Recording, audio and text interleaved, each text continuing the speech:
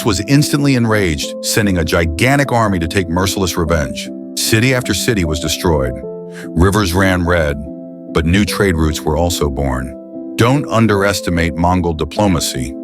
They could be peaceful, but their revenge was as fierce as a typhoon. After Central Asia, the Mongol forces ventured into Persia, Russia, and Eastern Europe. Each region had a story, and each story had its own style of conquest. But they always quickly learned from the cultures they conquered. In Persia, they learned architecture. In China, they adapted government administration. The Mongol was like a sponge, absorbing all knowledge, then upgrading their imperial system. It wasn't just war, but also innovation, adaptation, and incredible efficiency. Genghis Khan realized power only lasts if you can learn from your opponent. That's a life philosophy many modern leaders still fail to understand. For him, knowledge from the enemy was more valuable than a momentary victory. That's why the Mongol legacy isn't just blood, but also knowledge and a global system.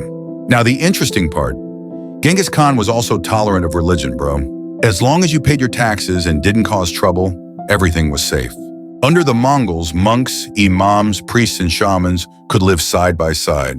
They understood that differences in belief shouldn't disrupt the empire's stability. He even invited Islamic scholars and priests for philosophical debates in his palace. Isn't that crazy? The most ruthless conqueror was also curious about the meaning of life.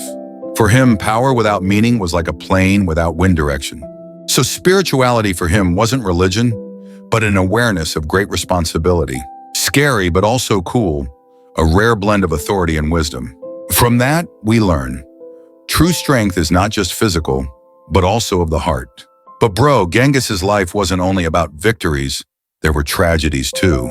His children often fought for power, causing him headaches in his old age. Even after uniting the world, he still realized that humans are never satisfied. When he died in 1227, the location of his tomb was kept secret so he could rest forever. But his name didn't die.